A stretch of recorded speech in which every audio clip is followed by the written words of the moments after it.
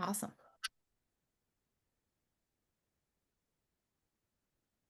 All right. Good afternoon, everyone, and welcome. We're so glad you could join us today. Thank you for carving out time really to invest in your business and your own sustainability because that choice makes a real difference. Today's workshop is called Burnout Proof Your Business.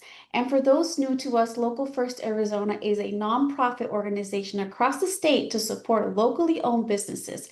Our goal is to strengthen Arizona's economy by equipping entrepreneurs like you with the resources, tools, and connections you need to grow and thrive. Now, I'm excited to introduce today's speaker, Meg Taylor. Meg is the founder of Capably, a platform that helps small business teams build the operational foundation they need to grow sustainably. With over 25 years of experience supporting nonprofits, creative entrepreneurs, and community based businesses, Meg specializes in turning chaos into clarity.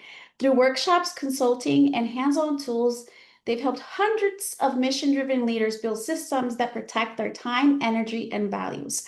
Meg has also partnered with organizations like Better Business Bureau, Seed Spot, and the City of Surprise to make capacity building work feel human, empowering, and doable. Please join me in giving a warm welcome to Meg Taylor. Hello. I'm so excited to be here and to be here with you today. Forgive me if I am a little bit glitchy.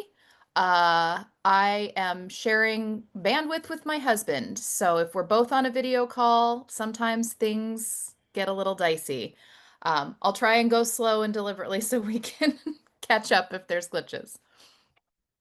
I'm going to share my screen and we will jump right into it. All right.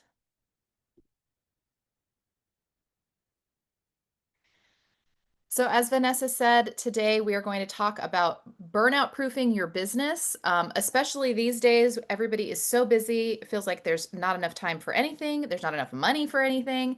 And so, this is a simple but powerful way you can make sure that your operations keep running, even if you get to step away.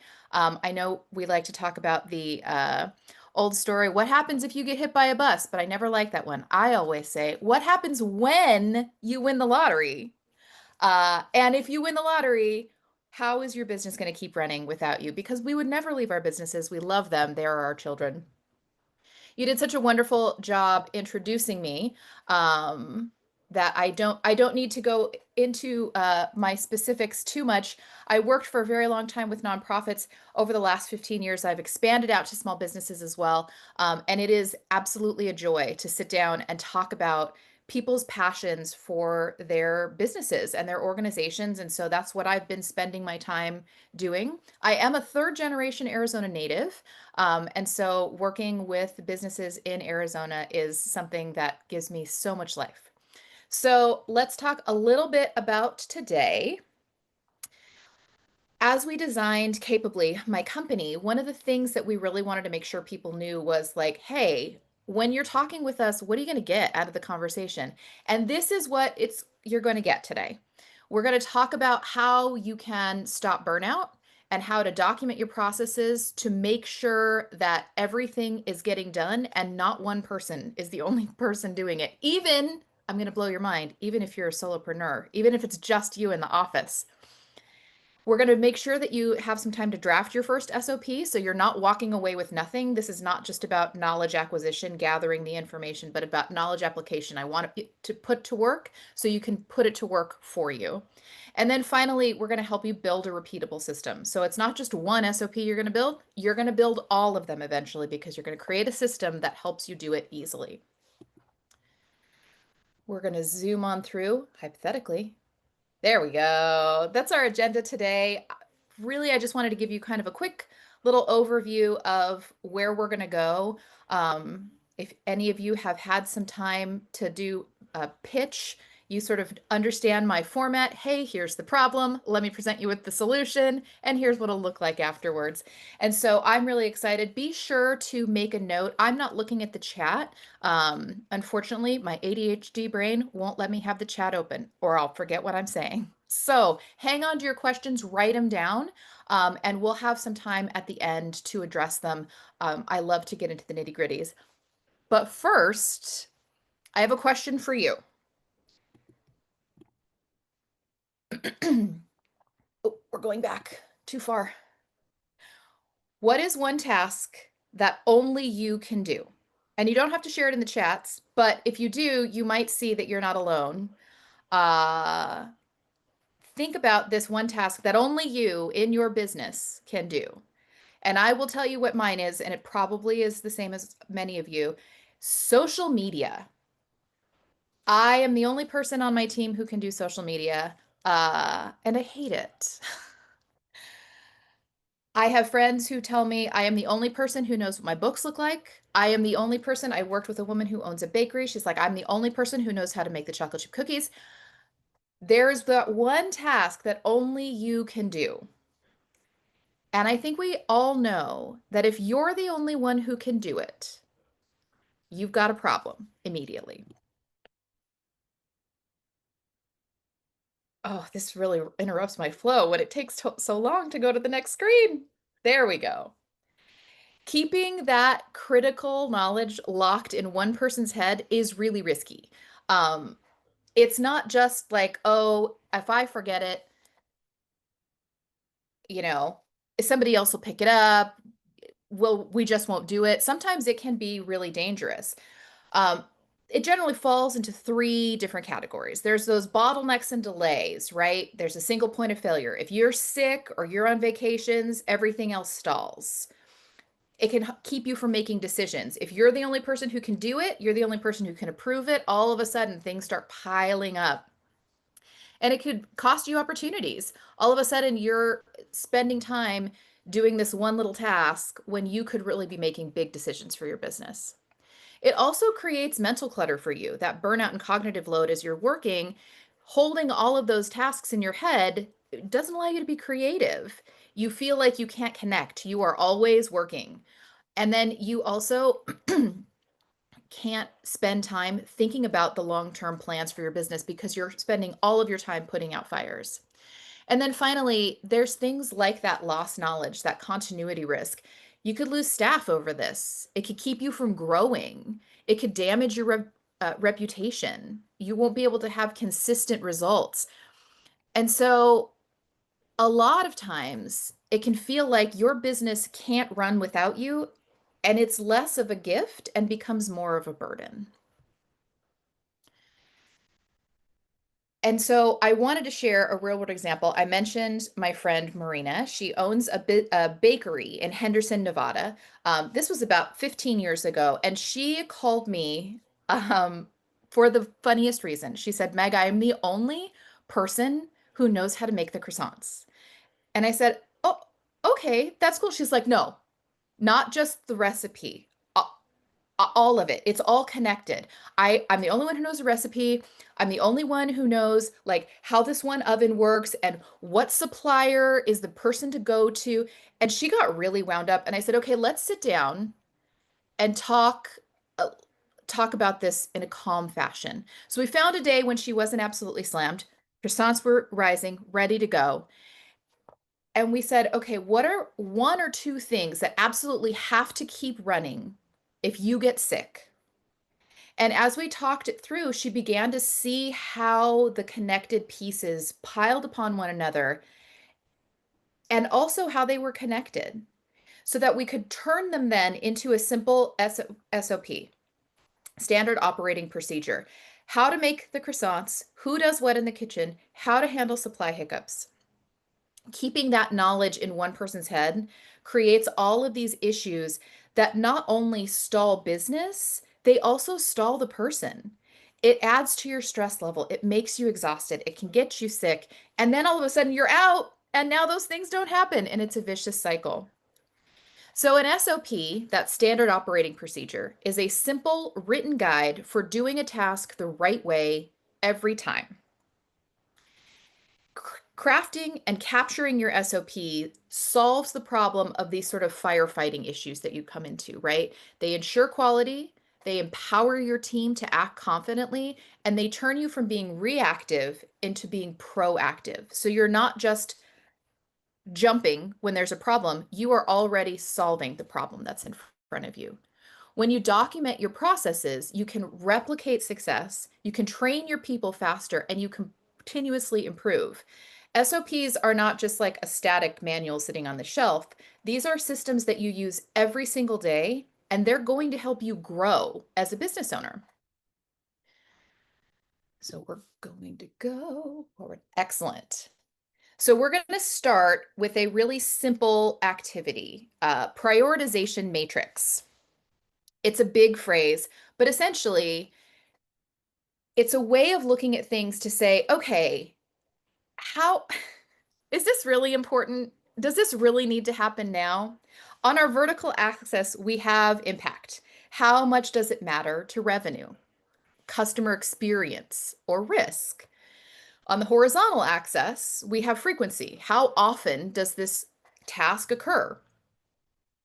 Let's start with an example. Daily invoicing, weekly invoicing, monthly invoicing, right? You need to invoice so you get paid.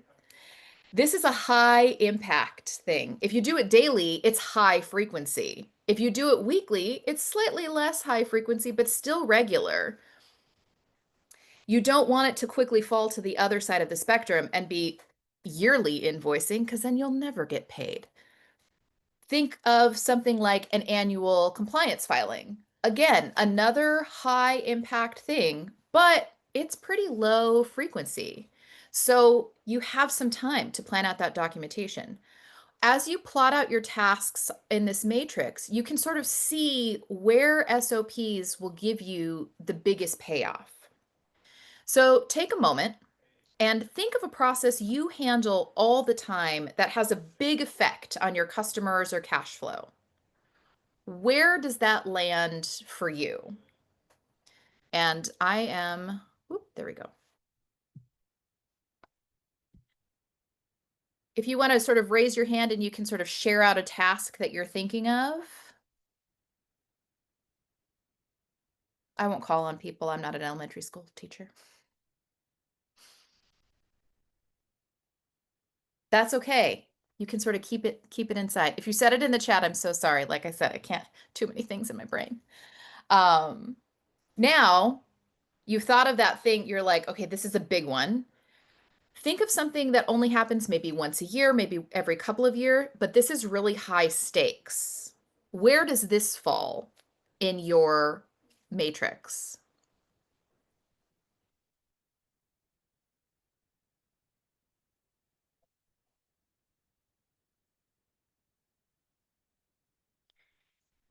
And finally, I'm going to give you one that everybody sort of has to be aware of. We talked about it earlier, you'll remember.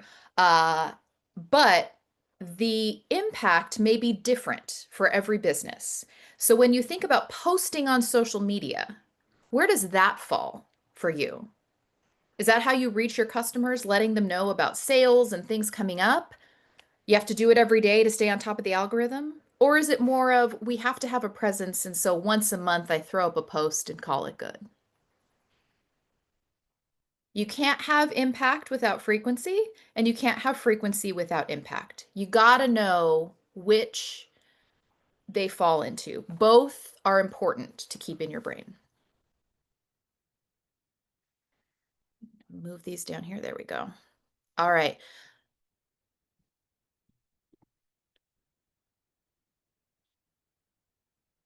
So, not every task in your business needs to be documented. Not today, perhaps not ever. To get the biggest return on your effort, especially today, start where an SOP will save the most time, stress, or risk.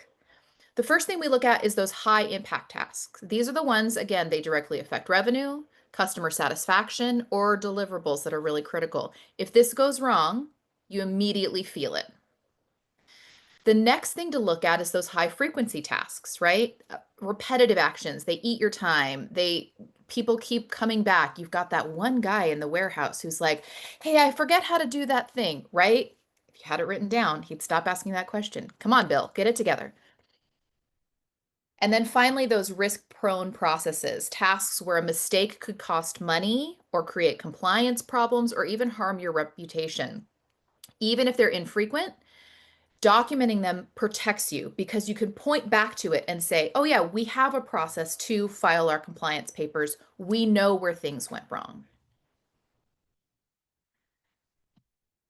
So, is there a task in your world that checks one of these boxes? High impact, high frequency, risk prone. Possibly all three. I hope not all three. That would mean you're so stressed all the time. Anybody want to share the SOP they're thinking of? It's okay if you don't. All right. I'd Uh, like you. Go ahead. Meg, some are saying payroll Oh, and yeah. onboarding as well. Onboarding is a huge one, especially if you work with a younger population or population that needs to be pretty critically trained. Having those SOPs in place, huge, huge.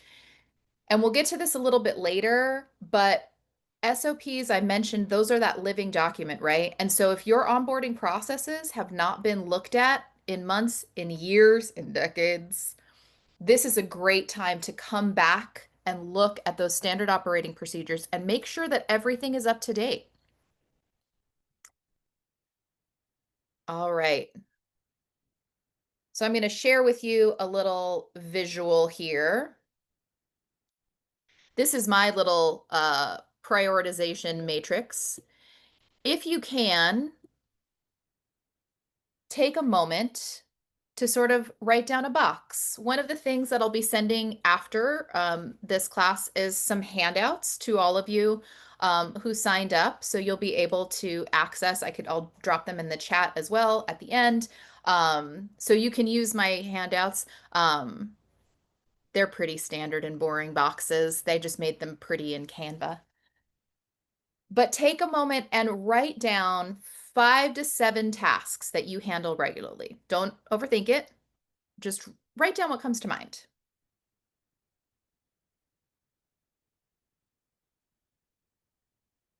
And then we're going to plot them on the grid. So I'm going to give you a couple of minutes to capture some ideas. If you also do a lot of workshops, you can steal mine.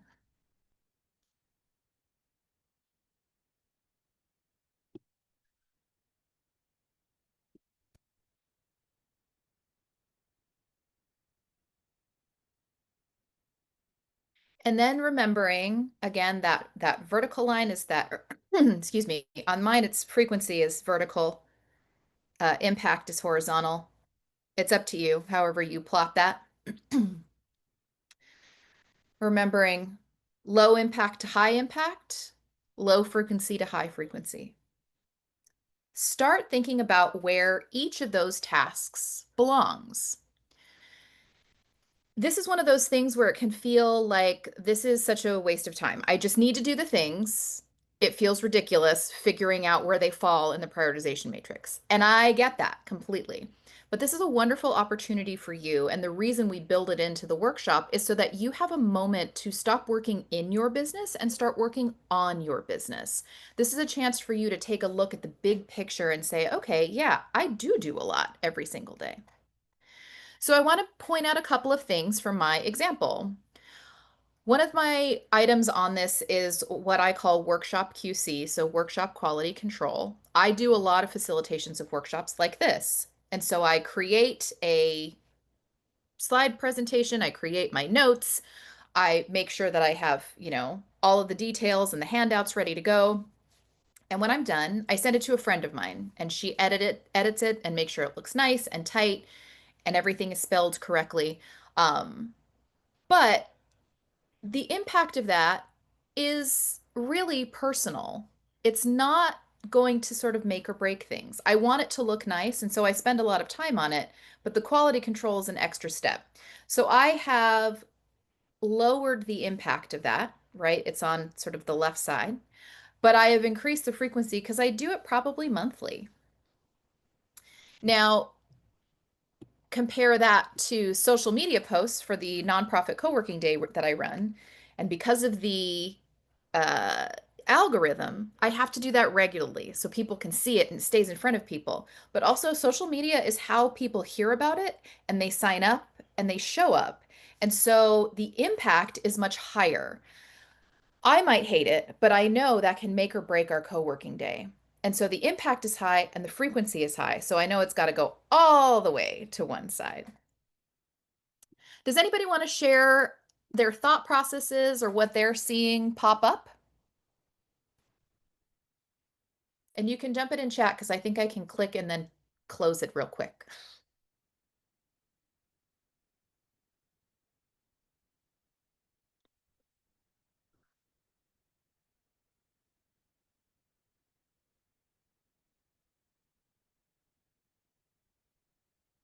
This can be it doesn't have to be perfect. It can sort of be a best guess. See, I'm going to look in the chat really quick.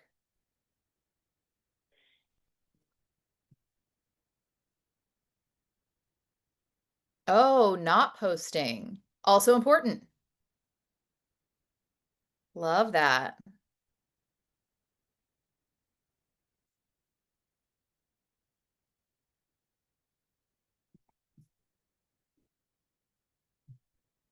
Gonna close that. Already distracted. One thing that I want to point out is things that are high impact but low frequency. So I have on here, it's slightly lower impact, but we're beginning to see that it has a higher impact than we thought. Invite experts for AMA days. Again, that's related to my nonprofit co-working day. We invite experts to talk with nonprofits about their expertise. But we're finding that it really draws people in, and people are coming to our co-working days because to those experts and have time with them. I don't have to do it every single week or every single month, but I need to sort of backfill and make sure that I have invites out so people are showing up. So it's just as critical because we're finding that it has a big impact, but I can take my time with the SOP, right? It doesn't have to happen next week.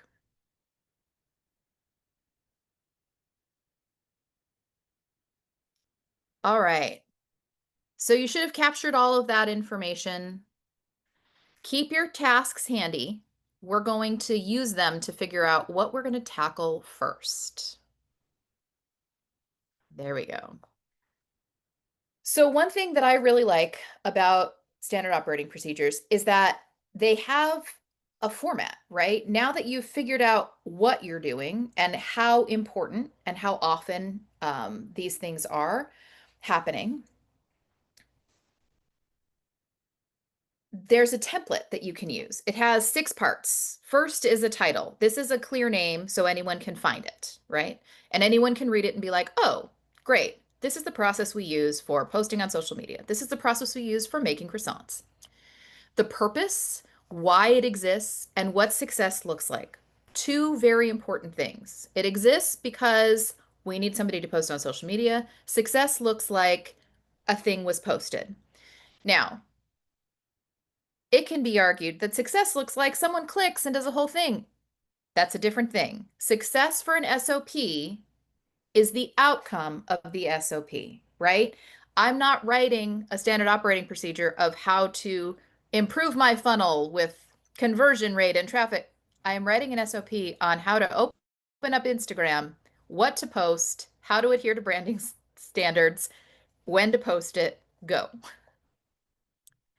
A trigger, what event or condition starts the process? Sometimes it's a time, every Wednesday at 3 o'clock. Sometimes it's this is due every year and we have to file our 990. We have to make sure that our state compliance is filed.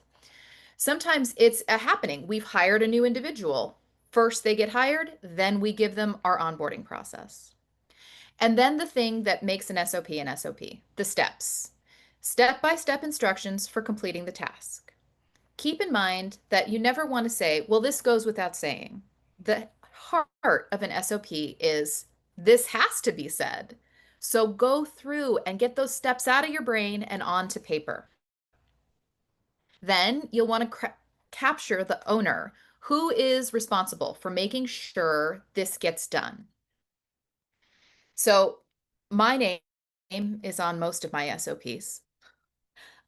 Sometimes it's my business partner, but mostly it's me. And remember right at the very beginning when I said it'll feel like you've got more than one person, even if you're working by yourself? This is because you can always go back to your processes, look at the step-by-step situation, know exactly what you need to do and when you need to do it. You're going to make sure that you review it regularly. Again, it doesn't just sit on the shelf. It's always a living document that gets updated. That makes your life easier, especially if it's just you. Make sure you include things like screenshots or links to forms, helpful tips. If you've got a shared drive in Google, put a link to a document in there. The goal is usability, but not perfection. So this first time around, maybe you don't have it, and that's okay. We want to capture these basic things so that you can expand or polish later. Remember, our goal is to make sure that those tasks, especially those high impact, high frequency tasks, turn into less firefighting and more matter of fact. Check off those boxes and you've got things done. All right. So again, I'm going to sort of show you an outline for the SOP. I'm going to be sending you that formula, but really the best way to create an SOP is using a tool that you use most often. So here is our SOP format captured in a table. Capture essentials first, refine later.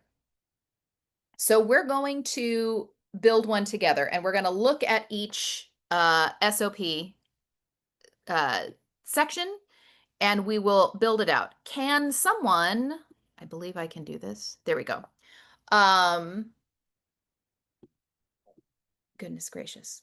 Sorry, my computer froze. We're going to keep this practical and not perfect. We are aiming for a usable first draft and not a polished manual. Think about, as you're creating this, what someone brand new to your business would need to follow this process confidently. All right, so my question is this: what is a task that we can talk through? And I would love for people to sort of come off of mute and chime in here, that we can try building an SOP together for. Something that's pretty common in a lot of businesses. Invoicing was one that was dropped. That's a great one.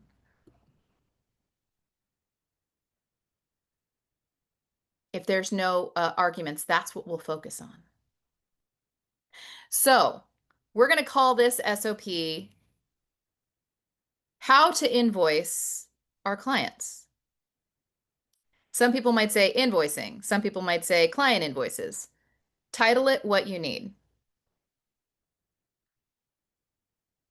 The purpose of this SOP is to create an invoice to send to our clients to get paid. The trigger.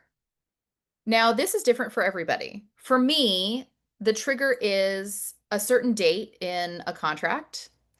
For Marina and the bakery, her trigger was when she delivered an order request.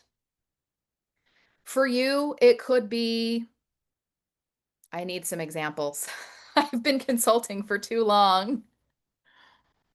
Uh, for a plumber, it might be at the end of your job, dropping off the invoice.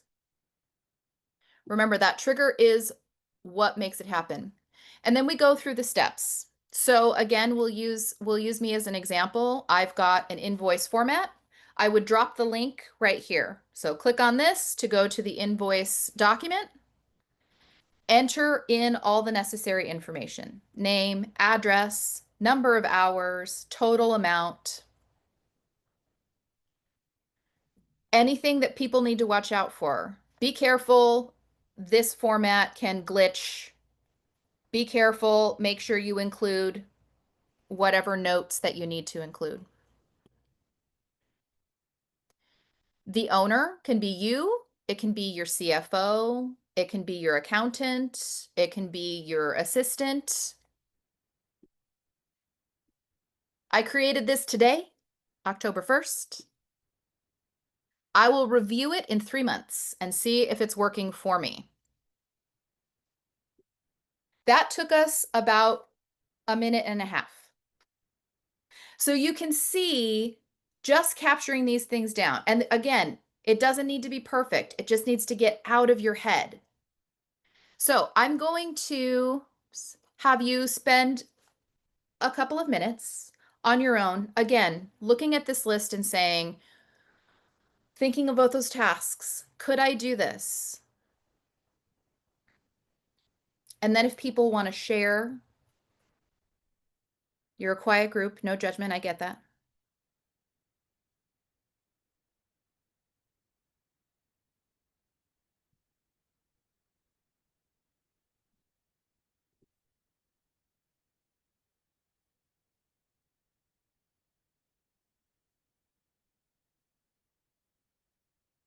A lot of times we feel like our initial capture is really messy, and that's okay. It's still useful because as you review it, remember this is a living document, you might be like, oh, I forgot that step, or oh, I actually don't need to do this third thing anymore. This is why it's so helpful getting it out of your head. Because if I had to keep all of this in my head, the chat would open up and I'd be gone. I'd be toast. I would forget things. But if I'm writing it down and coming back to it regularly, all of a sudden, things are less likely to be forgotten. I can pass things off to someone else. All right, let's move forward. We can come back to this at the end. I said that with a lot of confidence. There we go. We're going to really focus again on those basics of your SOP, these first ones that you are creating. Remember, as you're creating these, think about what someone new would need to complete the task. They've never been in your business before. Get it all out. Keep it clear. Don't muddy it up with extra emotion. Freaking Bill asks me every week about this. They don't need to know that. And focus on those essentials first. You can refine and add details because you're going to keep reviewing.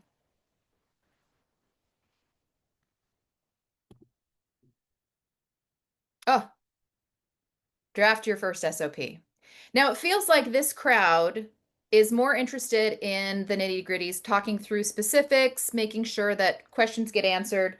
Um, like I said, we have plenty of time for questions at the end as well. But if you guys would like to move forward, we can continue moving forward, or we can pause here, take a little moment, answer any questions so far, any tricky things standing out to you.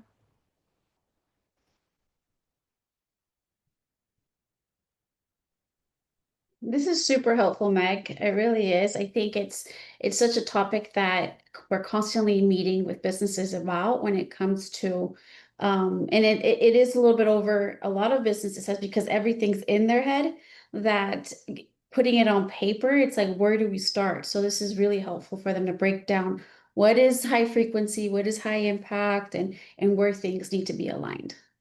Yeah, absolutely. The other thing I think that can be really helpful is as you use that sort of prioritization matrix, there's going to be things that you realize are low frequency and low impact. This is me giving you permission to stop doing those things. Mm. A lot of times we keep doing things because it's the way we've always done it, because somebody told us once it's important. But if you really reflect, and these things have no impact on your business, they have no impact on your customer or the legality and standing of your business. If you're only doing them once every 6 months and it's just a task that somebody told you once you had to do, stop doing it. Mm. Many times as small business owners, we just need a grown-up to tell us that we don't have to do it anymore. I'm a terrible grown-up, but in this case, I'll be the grown-up and tell you if it's low frequency and low impact, get rid of it. You don't need it. Congratulations, that's one less thing to do in 6 months. And I remember us speaking about the value of working, taking time to work on the business. Mhm. And this is working on the business. Yeah. The entrepreneurs are constantly in the business, right? They're the ones baking, they're the ones sending out the invoices, they're the ones doing social media, and connecting with people in person for networking events that even Local First has. So this is helping them to see that the value and the importance of working on the business is going to save them time and energy and money. Time is money. Yeah, it really is. And I'll tell you, one of the things I think when I started my business all those years ago, I didn't really think about the nitty-gritty day to day and how much time I would be thinking about my business 24/7. I'm always thinking about my business. And having these processes out of my brain and onto a piece of paper that I can keep coming back to lessens that load. It Mm, makes sure that I can think about things like my kid just started up at NAU and I have to text him and be like, "What are you doing? Who are you with? Where are you going? Tell me about your life." My other kid is starting soccer soon, and so I have to remember to get cleats. My dog's a million years old, and so I got to take her to the vet. All of a sudden, it freed up brain space because I know I don't have to think about that today. That's a Wednesday thing. It says so on my SOP. mm. Can we SOP our personal life too? Want to know something crazy? You probably already do. Have you written a to-do list recently? Personal life SOP. Yes, I recommend it. I'm also a type A person, so your mileage may vary with that one.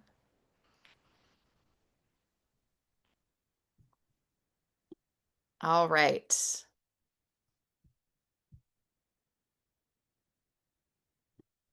Let's continue on. Yes. Oh dear. Well, as you can see, I didn't send this one to quality control. So, documenting your SOPs isn't the finish line. This is the starting point. Just writing that list down, that's where you start. Your processes change, your tools evolve, your team members find better way to work. You get bigger as a team. Listen, my wish for you is that you write your SOPs and then next year I see you at a local first event and you're like, "Meg, I wrote my SOPs and now I had to hire like 15 people." Great. I love that for you.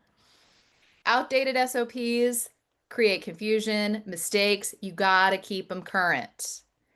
Sometimes it can help if you check them like every week for fast changing processes. Sometimes it's a quarterly review for those things that are sort of lower frequency.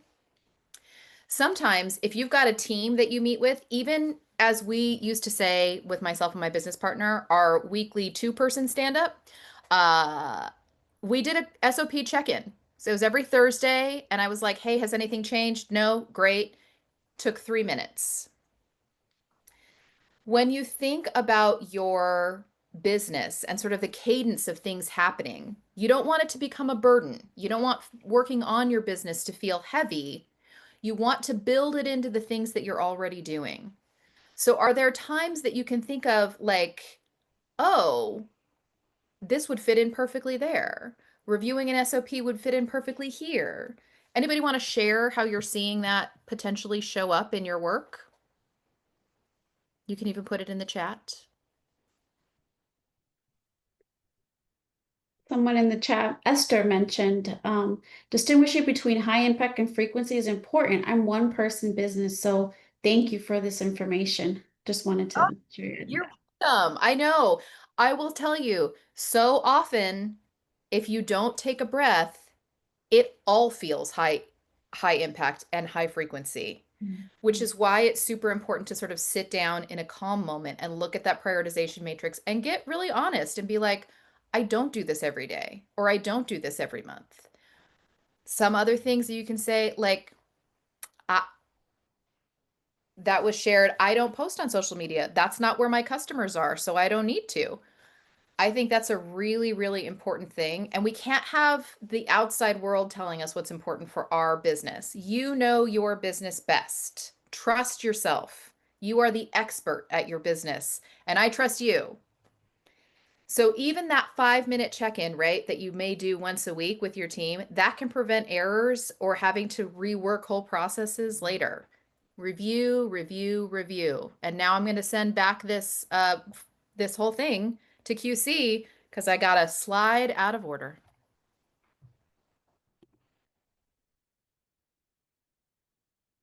All right. The other thing that can be helpful is updating on the fly, right? You've got an ongoing document. You write things down. Take a voice memo. I've loved voice memos recently. They've been really, really great. Or you see something happening, you can say to who owns it, hey, do you mind updating that in the SOP? This means all of a sudden that all those little tweaks don't pile up and it has to be a big review. Things that can be fast are fast. I know that sounds like obviously, Meg, but what I mean by that is allow them to be fast. That makes them valuable. Vanessa said it perfectly. Time is money. And so if you can quickly say, hey, do you mind jotting that into the SOP? Hey, I've got this living document. I'm going to update all these things that occurred to me this week. On Friday, we're going to dump it into the SOPs. There's some tools out there that could make this super, super helpful. Google Docs. I make everything and all of the Google things. I don't work for any of these companies, but I have used all of them, and they can all be very, very helpful. Not to add more to your list. Trello uses Kanban boards, so in process, done. ClickUp is really customizable. It's got a little bit of a learning curve. All can be used by your whole team. Everyone can see what is going on. It's not necessarily the goal to have a fancy platform. What the goal is to have something that is accessible and consistent. It's easy to reach and easy to edit, and then your SOPs will get used. If your SOP approach is to write it down on a piece of paper, fantastic, but don't put that piece of paper in a drawer. Pin it up on a board so you see it every single day. If your SOP approach is sticky notes, fantastic, but make sure you got a big sticky note wall and it's all organized so you can look in and see exactly what you need to do. Avoid adding a new platform just for your SOPs. That's going to make you crazy. Figure out what you're using now and how to build this process into things. I know people are writing things in the chat. Yeah, so some of them are mentioning they love Trello, love ClickUp, Google Ah, Docs. Tanisha said is her favorite. And one of my biggest bad habits is I have multiple notebooks that I write in, and then I ah. can't find the note that I wrote regarding something. That is, I had a friend who was big into bullet journaling, if you guys have heard of bullet journaling, and she had like she's got color coded, and so I thought, oh, I want to do that. That looks so cool. Oh no, I've got like 15 notebooks half filled. I have no idea what's in them. Terrible, terrible choice. Google Docs is where I live or die. I'm so glad it's connected to Calendar. My whole team can see it. It's wonderful. I've got a friend who does everything in ClickUp, and she helps businesses actually establish their ClickUp instance, um, and swears by it. I've tried it. It's it's a little tricky, but it's so powerful. It's great. So yeah, use a tool to help you, not to hinder you. Okay. What's still bugging you? What feels unclear? What feels challenging? You are not the only person who has this question. Lay them on me. You can just shout them out or raise your hand or put them in chat. That's what this time is for. Everyone is a genius at SOPs now. Yes. On it.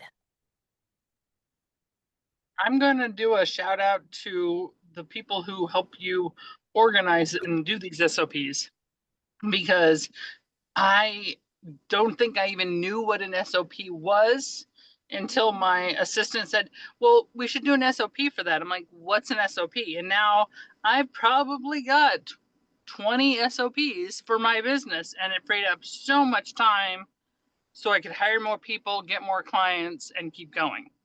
Yes, a success story. I love this. Can you share a little bit about the very first SOP you did? Do you remember? Um, I think had to do with our project management system. Okay. Like how the project management because I use a specific software for my grant management, and Mm-hmm. it didn't come with a this is how you use it. And so we created one ourselves, and it really helped all the people who were using it. And there were Wow. only 3 or 4 at the time, but instead of trying to figure it out themselves, they just used the SOP to figure it out. I love that. And that is very much high impact, high frequency, because I know how often you're in that management system. Every single second of every single day. But Yeah. I've got one for onboarding, on one for onboarding new clients, one for onboarding new subcontractors, one for offboarding, one for wrapping up a project. You name it, we have it. And then we have all of them listed in a Google Sheet so that they have easy access, so they're organized in the Google Sheet. That's so smart. One place to find it so you can link to it. I love this. Vanessa, excellent point. They can help you determine whether you're ready to scale or hire someone. All of a sudden, you're like, wait, I need somebody to do this job. That's a great, great point. Thank you for sharing. I appreciate you. Always.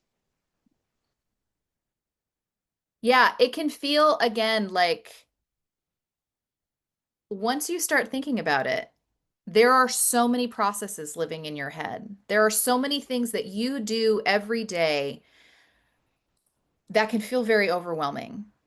And taking one small step to write all those things out in a nice, tidy format, all of a sudden, that one thing feels more under control. All of a sudden, that one thing feels like it's doable because you know how it is done, when it is done, and who is doing it.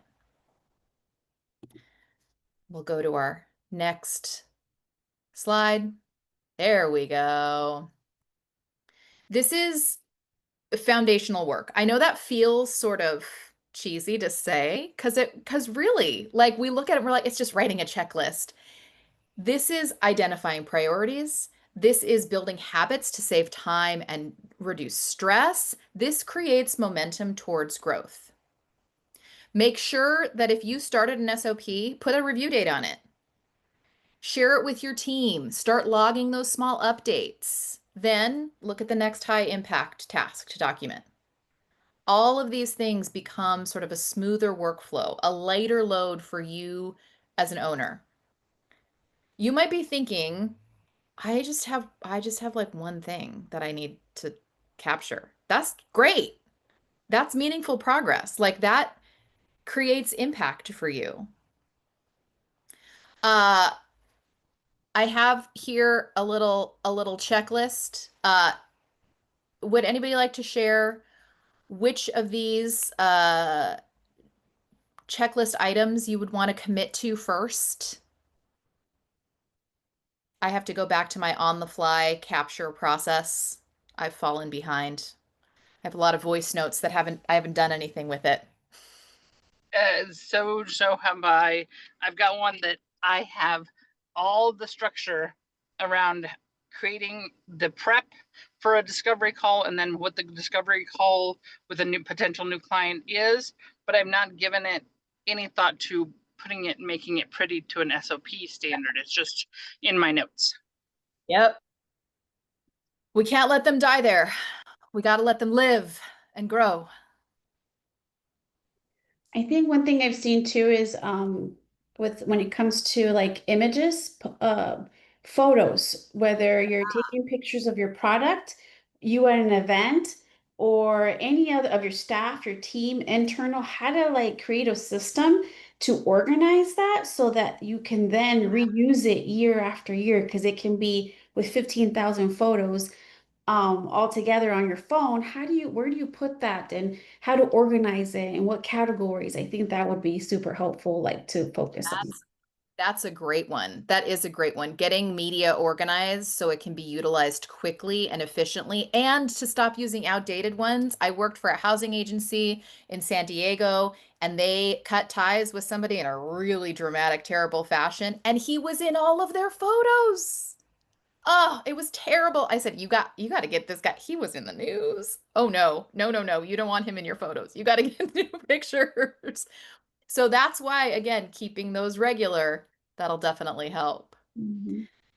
These small actions are going to free up your energy for growth. The more you document, the easier your business becomes to run and the more you grow. And like I said, that is my goal for you as a small business owner, is to see you grow. You don't have to become a multinational corporation. If you do, please shout me out. I do business efficiency. Come hire me as a contractor. But you can stay a small business forever. And I don't think there's anything wrong with that. I think that's awesome. This country runs on small businesses, and I'm really, really impressed by all of you doing the work that you do. If there is nothing else, oh, nope, it's not going to move forward. Oh, there we go. Thank you for joining us today. Capably works with mission-driven organizations and businesses so that you can do good in the world better. If you have any questions, my contact information is there. That's our website. Thank you so much for spending time with me today and learning about the wonderful world of SOPs. We just hit the tip of the iceberg. There's so much. They can be so complex and so wonderful. Yeah, I'm gonna stop my share now. We can all be in the same room again. There we